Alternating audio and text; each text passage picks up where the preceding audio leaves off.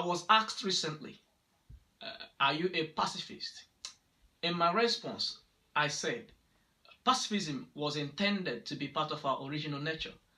I think violence and war achieves absolutely nothing but a complete annihilation and destruction of life. And for me, this is what I consider to be an antithesis of what it means to be a flourishing human society. I believe it to be philosophically inconsistent to argue that somehow violence brings about peace and reconciliation. It is absurd to think that it is ethical and or moral to bring about peace. Let's think, for example, the current situation between US and North Korea. US is threatening to wipe out, I believe, with nuclear weapon, a country like North Korea, because they think that North Korea poses a nuclear threat to them. I mean, it is completely illogical to think that somehow bombing North Korea is a best means to bring about peace and security and safety. Now, those that oppose pacifism argue from a philosophical theory that is called consequentialism, which means that the consequence of one action determines the judgment of what is right and or wrong. Or put it simply, the end determines the means. That is, it doesn't matter what one does to achieve peace. Whereas those of us who are for pacifism makes a philosophical ethical argument, more or less a deontological argument, which argues that action is more important than the consequences. You know, Christians who happen to oppose absolute pacifism normally cite biblical passages such as John 2:15, you know, the whole narrative of the angry Jesus who made a whip of cords. You know, he went into the temple, he whipped people and drove the money changers out of the temple. I think it's important for us to understand the dynamic of interpretation of that particular narrative. John didn't say that Jesus whipped anyone.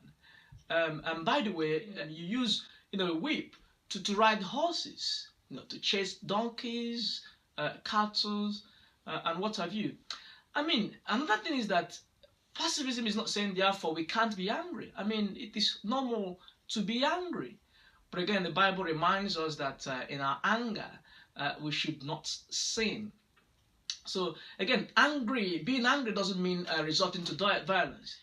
Another thing also is, you may notice that the same narrative in Matthew 21 verse 12, I think, didn't contain the whip of cords.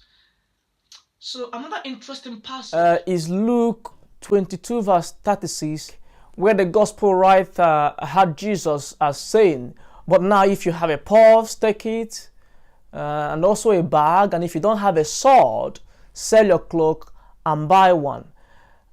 Christians that use this narrative for violence put their approach down to poor theology.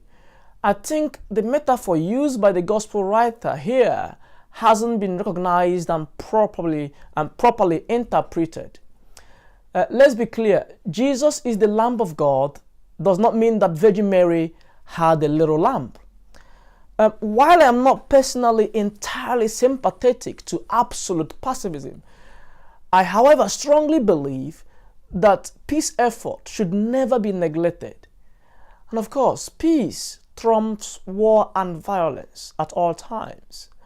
Put it simply, violence leads to more undesirable results than non-violence actions. When we are asked, how should we respond to violence, to marginalization, to evil, to injustices happening around us or being perpetuated against us? I remember people like Martin Luther King Jr. in America during the civil rights movement. He's a great example of non-violence resistance and response to violence and marginalization.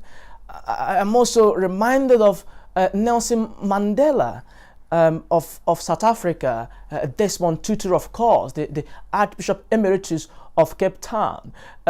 We also are reminded of Mahatma Gandhi of India, his non-violence response to imperialism. And there are great men and women in history whom are exemplaries of pacifism.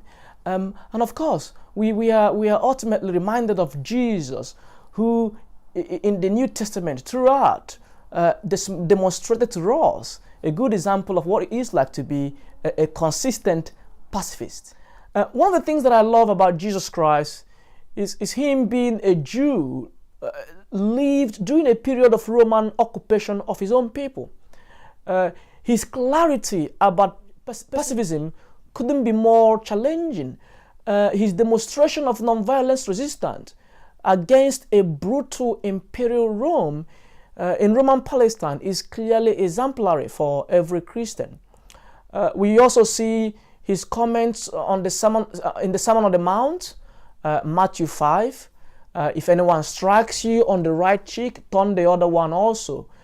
Jesus also said that if anyone wants to sue you and take your belongings, give them even more. Love your enemies, do good to those who hate you, bless those who curse you, pray for those who abuse you. One may ask, how about the graphic images of God's judgment we see in the Old Testament and also in the New Testament? Personally, I like to think of them as a metaphor that explains the seriousness and the grave, unimaginable experience it will be to be separated from God.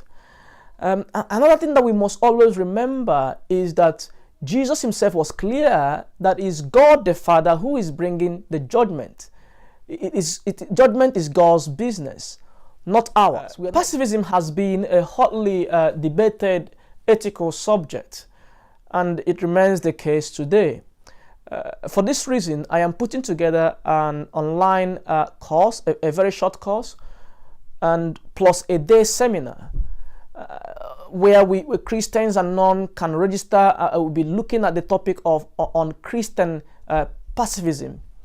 Participants will receive an achievement award on completion. So, brothers and sisters, if you're interested, and I think every Christian should be, because this topic is one that we should be dialoguing on, discussing and getting acquainted with, especially in our contemporary situation. So please, to pre-register, visit www.princeodoemena.com. Thank you.